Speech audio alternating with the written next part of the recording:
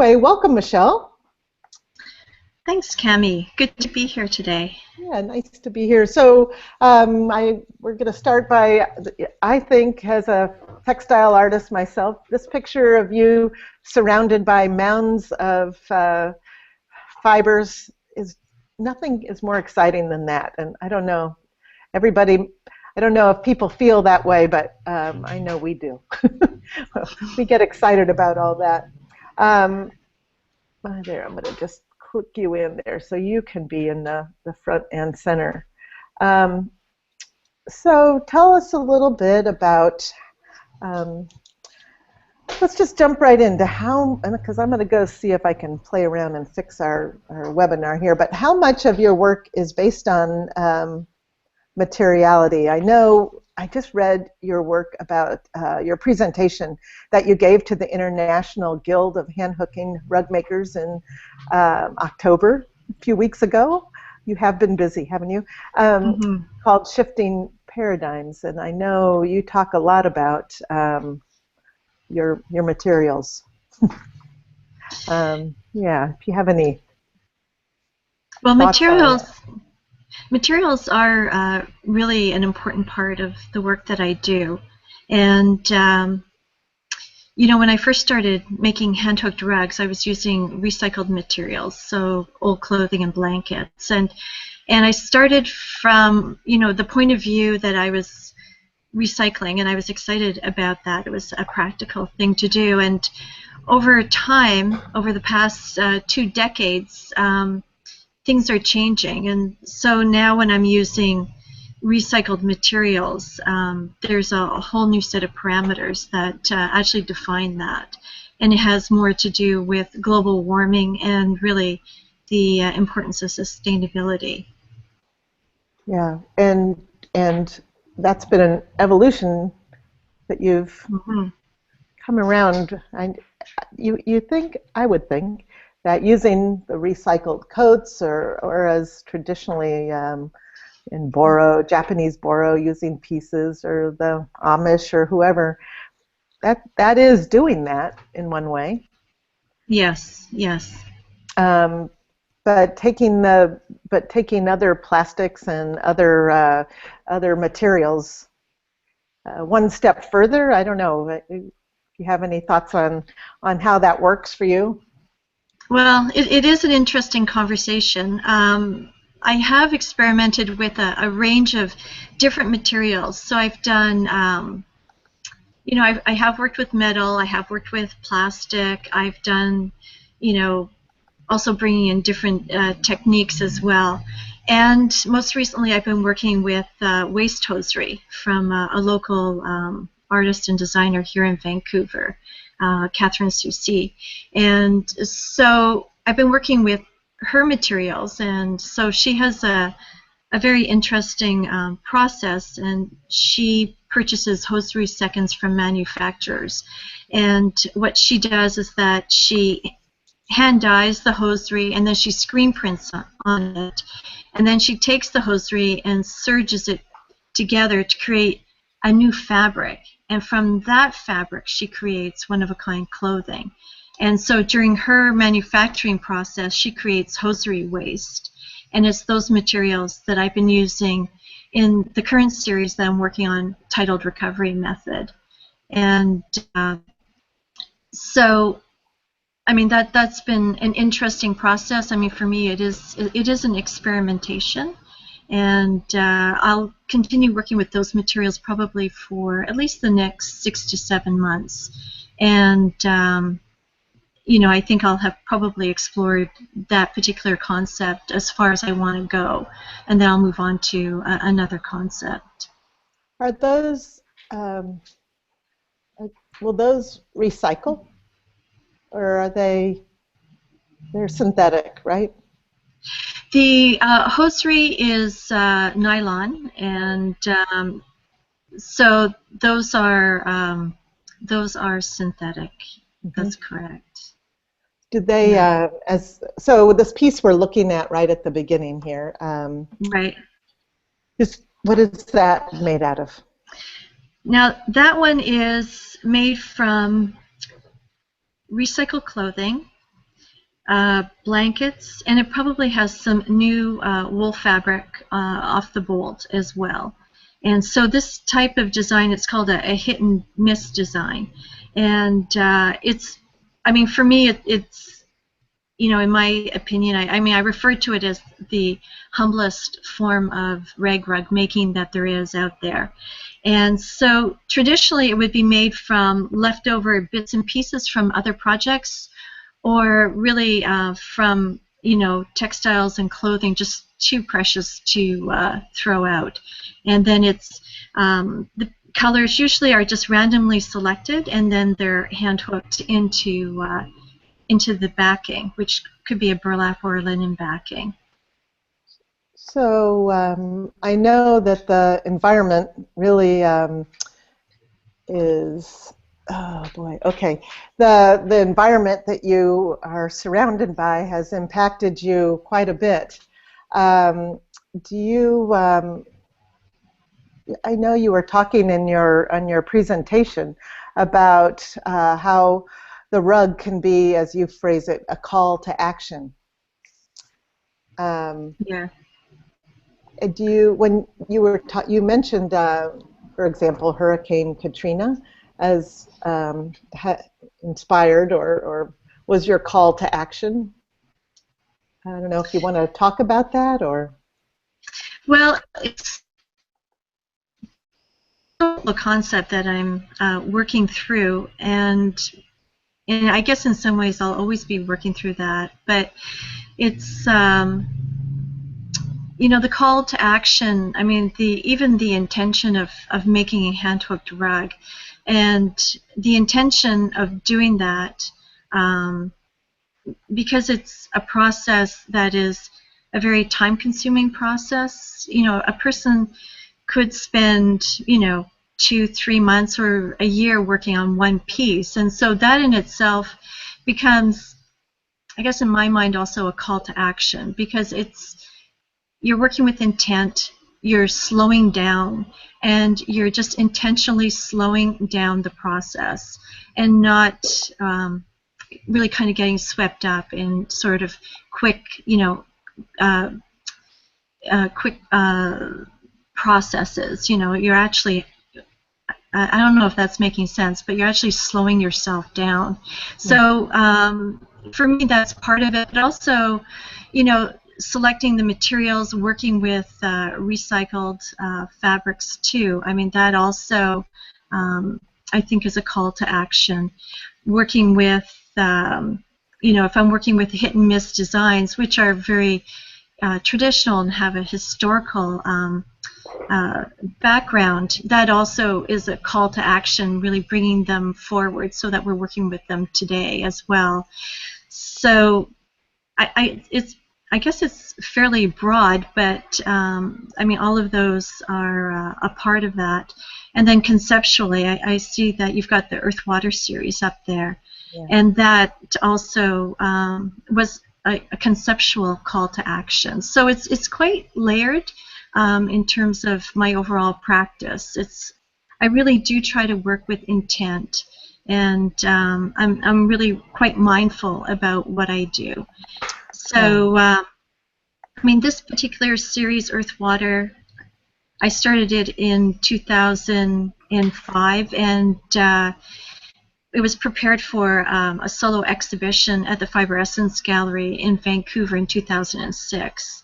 And this work is informed in part by my own personal experience in terms of being born on the East Coast, growing up on the West Coast, but also looking at things that were going on at that time. And of course, one of those things was Hurricane Katrina, and the profound and devastating consequences of when we see earth and water in conflict with one another and what happens.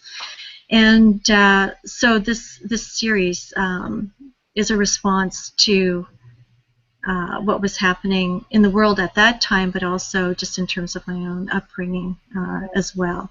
So we see on the left-hand side, we see a design component. It's representational. And then we see the companion piece, which is a conceptual interpretation of earth and water. And these two works are really in dialogue with one another, each one informing the other. It's really beautiful, very strong. Um, let's see, Victoria, do you want to like shift that next one? We're doing a little technical juggling here. Do you, let's just keep going through that one. Okay. There we go. Yeah. Oh, well, wait. There we Hold go. on. Okay. Oh, so the Hosta series. So do you want to talk about that? So beautiful. Oh, thanks, Cami. With the Hosta series, that came after the Earth Water series, and I felt I wanted to explore nature in a different way, and I wanted to try to capture the enormity of nature, and also at the same time there's a subtleness to it. So it's, and I think, again, just referencing Hurricane Katrina, I mean that's the enormity of nature. And I mean I'm not necessarily saying that the Hosta series captures that, but that's definitely something that was an overarching theme.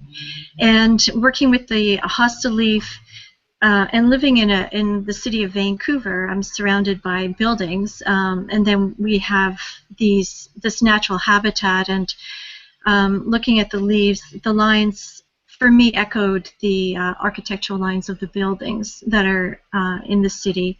The pieces are tall and towering, like our buildings as well.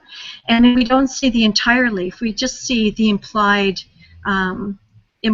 leaf, so that the viewer can interpret the image any way they want. They can interpret it as a leaf, they can interpret it as perhaps an abstract design.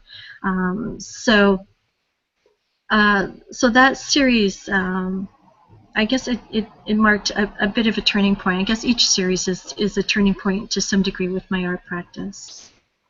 Do you like to work in series, or is that just a... Yes, I do. I've been making hand-hooked rugs for 20 years, and I have to say that for the first number of years, several years, I did find I would explore one sort of type of rug hooking in one piece, and then I was moving on to something completely different.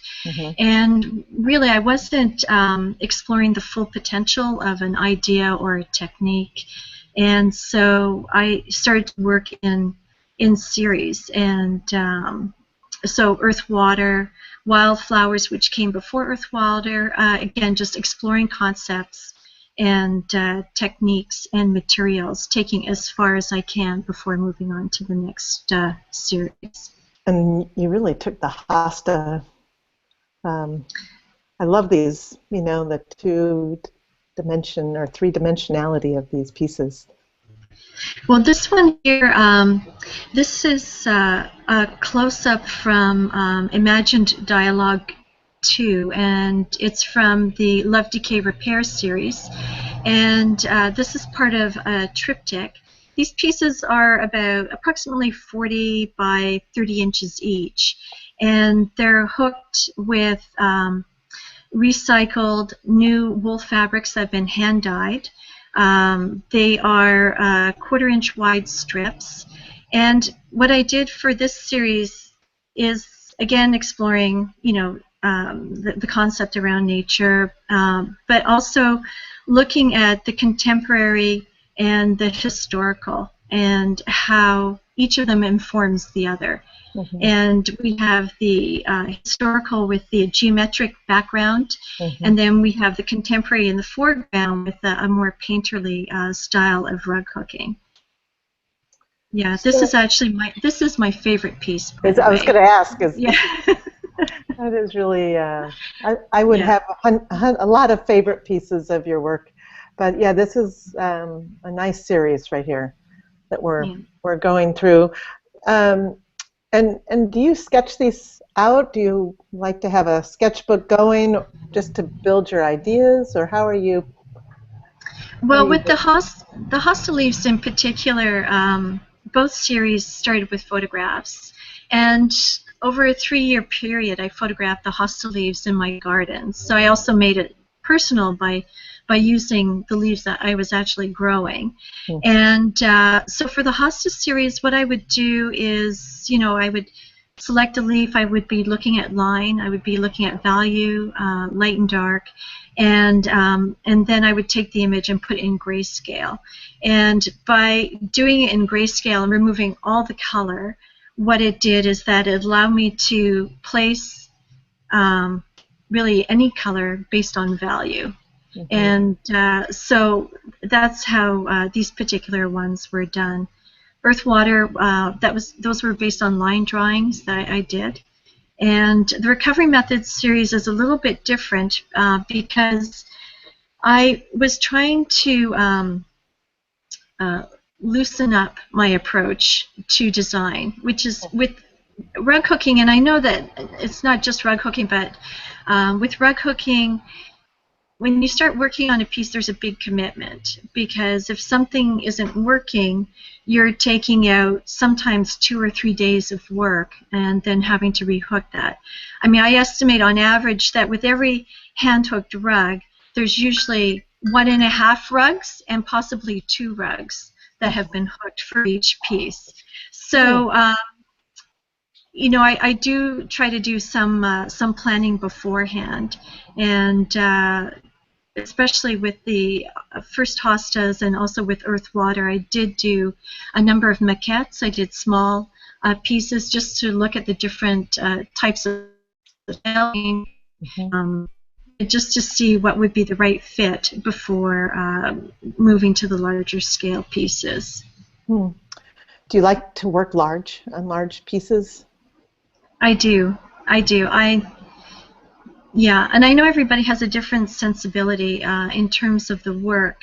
For me, I love the large-scale hand-hooked pieces. It's not to say that I haven't hooked smaller pieces, but for me as an art form, I find it most rewarding with the larger pieces. And perhaps if it didn't take quite as long, I might even hook bigger pieces. So, yeah. Do you want to show us a little bit of your workspace? Sure. Yeah, I'm gonna. Sure. I share a studio space with 2 other people. One of them is a photographer, Ted Clark, who photographs artwork, and also with another textile artist, Susan Lum, as well. So this is the space. I have amazing windows. I don't know if you can really see. I know it's quite overcast today, but that's downtown Vancouver, and I do get the most amazing sunsets from there. Nice. And this is my rack where I hang my rugs. Wow. And that is always changing. I have huge storage space, and I have my design wall. And I'm just transitioning right now, thinking about new work, new series. So I actually have a variety of different things on the wall to inspire me to think about just new ideas. Yeah. These are these hands were actually digitally printed onto fabric, and I've hand stitched on the surface. I have small collage work. I have some more work up here as well. These are samples for possibly larger works using deconstructed screen printing and machine and hand stitch, and a little bit of applique on top of that, or assemblage. And then these are some samples. I don't know if you can really see those. Those 5 pieces I actually did in a workshop with Jason Pollan. And that must have been a wonderful workshop. That would be a fabulous, inspiring artist to take from. Yeah, it was. It was quite fantastic. And the thing about that workshop with Jason was that it made me think about simplifying. So how maybe I can do that. This is another part of the studio. Can you see that, Kevin? Yeah, right. It looks like a yeah, this is quite fantastic. Ted photographs his artwork here, and I'm able to teach workshops and put up, if I need a print table, I can do that and set that up there. So there's a huge amount of space for being able to spread out and to do the work. We also have a kitchen with a very large sink as well, so we can do dyeing and washing our screens and stuff like that. Do you go to your studio every day, or what's your Yeah. studio ritual there? Well, I have the intention, and this past summer in particular was very busy, and I was not in the studio as frequently as I would normally be. And generally my days will go, I try to do a Monday to Friday, 10 to 6. Yeah. And so that's what I'm trying to do, and that's what I work towards. And there'll be other things, of course, will be in there as well, but that's primarily my focus. And I do have my computer in my studio, so I'm able to do computer work when I need to, and also do my textile work. Do you, okay, we got here's the recovery method images there. Is it always quiet, or do you have, there's music, or I don't know, I always have podcasts going, or radio, some sort of radio show going for me. I'll have a variety of things. We actually, in our studio, we do listen to CBC radio quite a bit, and so that's quite often going in the background. Sometimes we have music.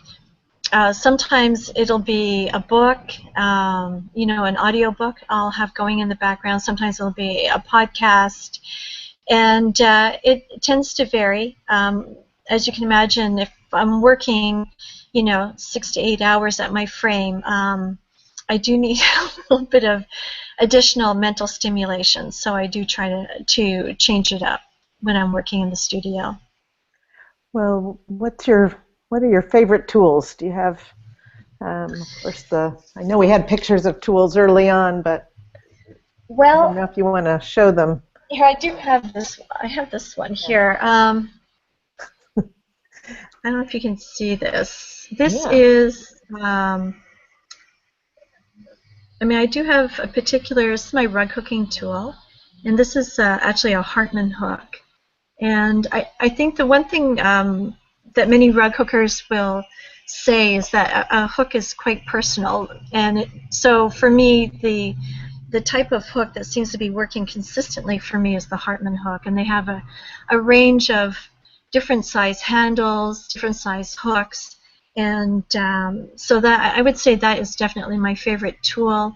My Townsend cutter is another favorite tool of mine, and I would say my Townsend frame as well. So those three things in particular. I have a friend of mine who has always encouraged me to get the best tools I possibly can, and that is actually excellent advice. So, yeah.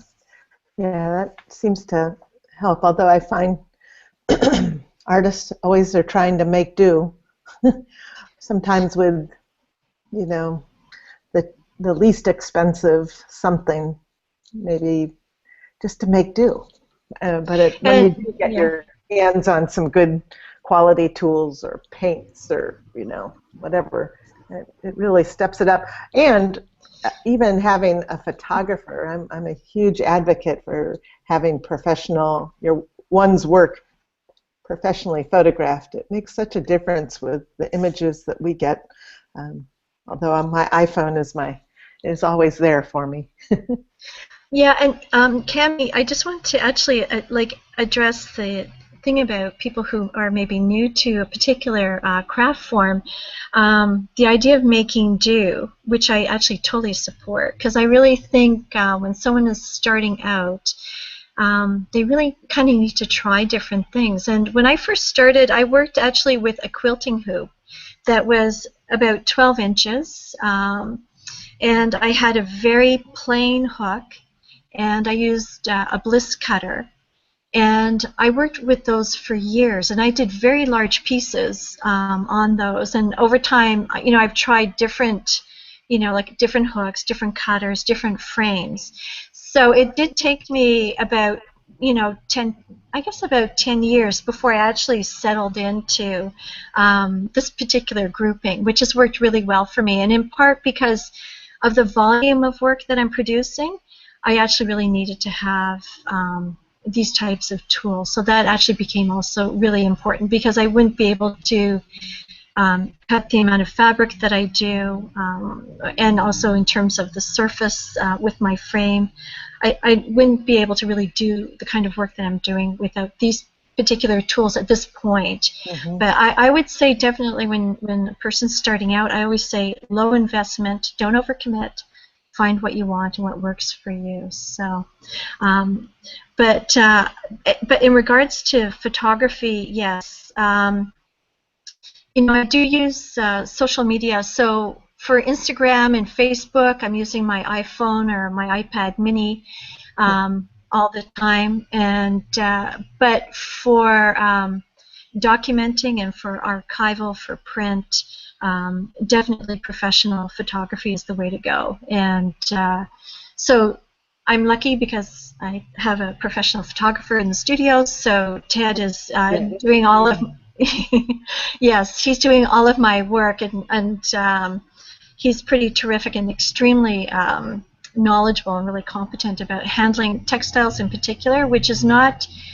it's not easy to photograph textiles and really kind of capture the color and the detail and bring them to life. Bring that. So those details are so critical.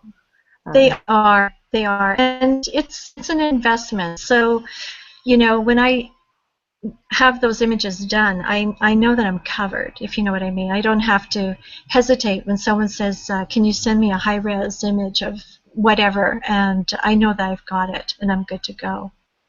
Do you talked about social media.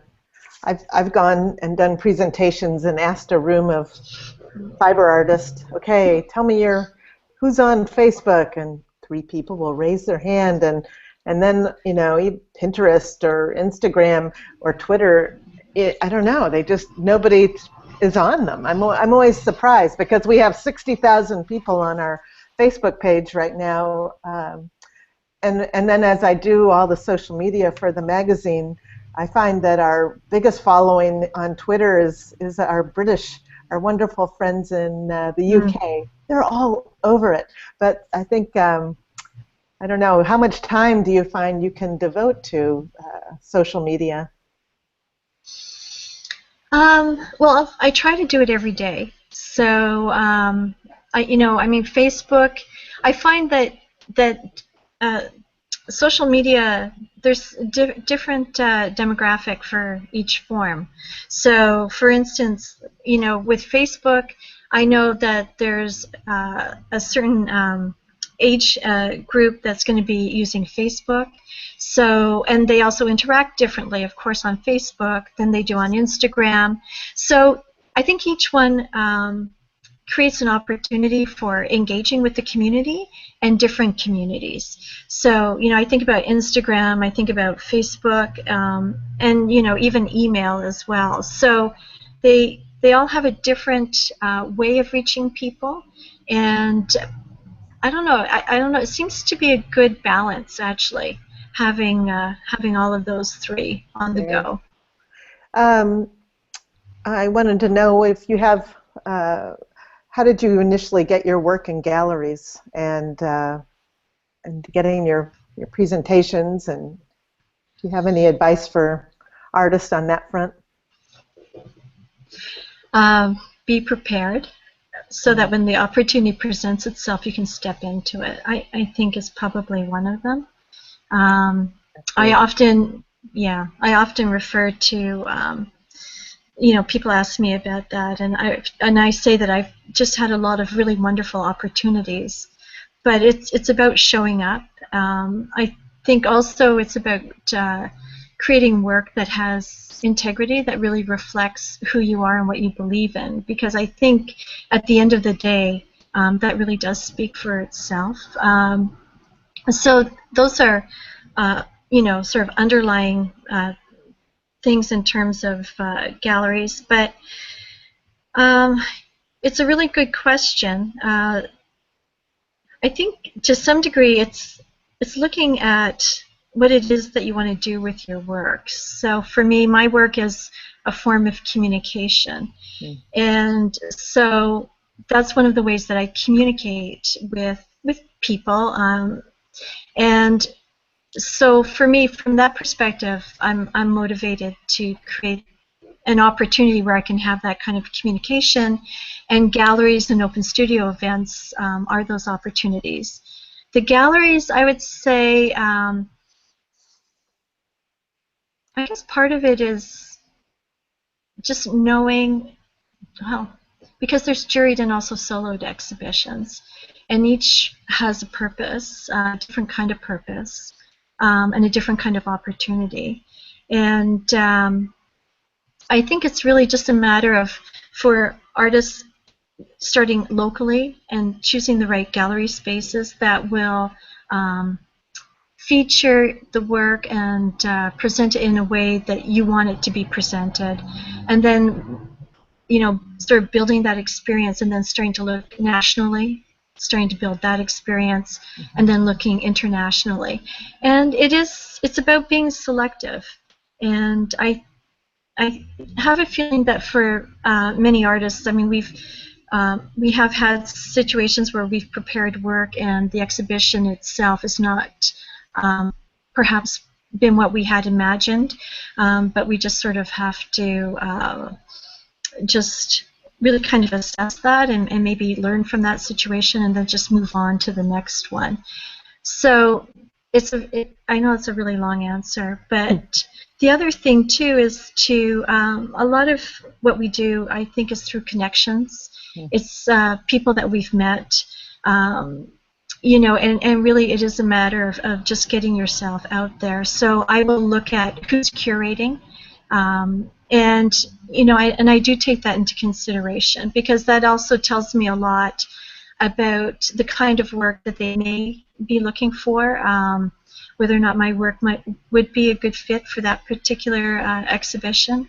So, and the other thing too is membership-based shows. So, for instance, even the Surface Design Association, in 2005, I submitted work for their member show, and I think in terms of exhibiting, that was definitely a turning point for me. It created such a wonderful opportunity for the work to be hanging alongside a full range of artists, from emerging to mid-career to established. I mean, as someone who was just really starting out exhibiting, I mean, I couldn't have asked for a better opportunity.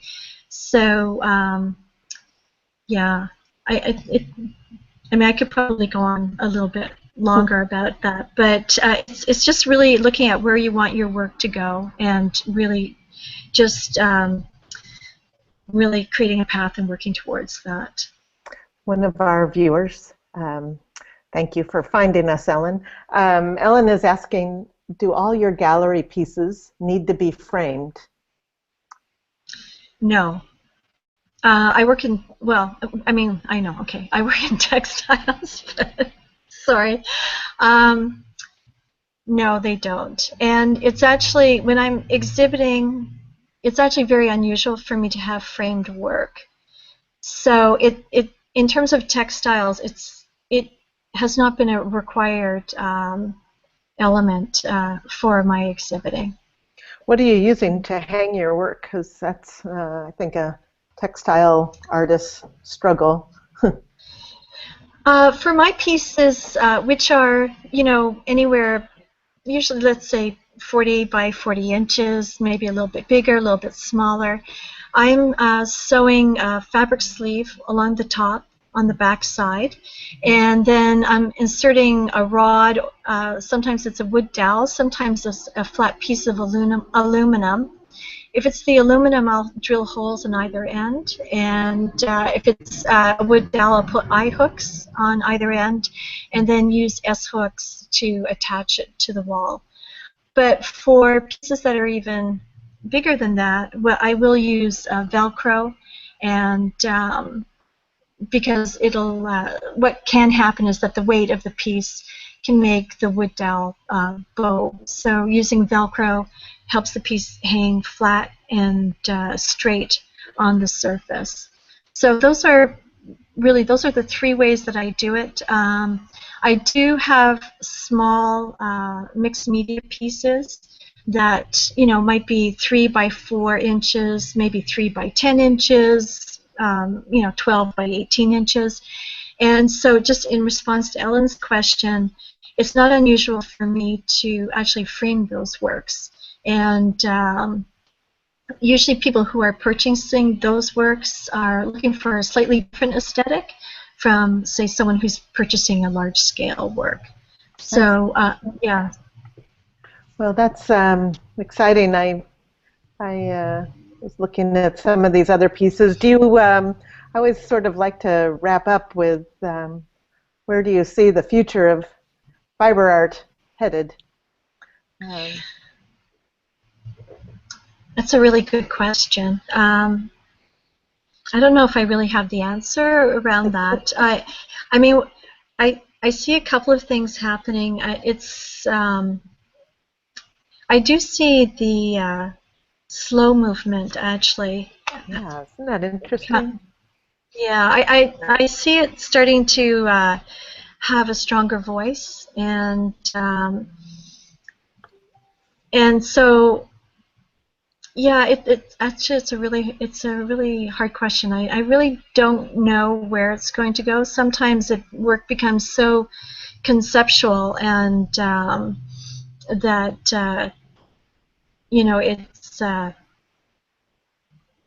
I find sometimes it's a little hard to relate to the work that's being produced. So the work that I do see the slow movement having a stronger voice, and I have a feeling that we'll be seeing more and more of that. Actually, I think we'll see that happening. It just the word slow sounds relaxing. I've always seemed to be doing 30 things at once, so I'm always appreciative when I just see the word slow embedded in someone's work. It just seems like they're more mindful, there's more intention with the focus, and as opposed to something that's going so fast. Well, I thank you for taking the time today to talk with us. That was fun to see your studio and see your work. I know you've got a number of workshops coming up. I'm going to make sure we post those on our Facebook page. And that's great. Yeah, we thank you very much, and stay in touch with us, because we are always happy to support what our artists are doing. That's one thing Fiber Art Now is very committed to. That's great, Cami. Thank you very much. Yeah, thank you. Okay, bye-bye. Bye, Cami.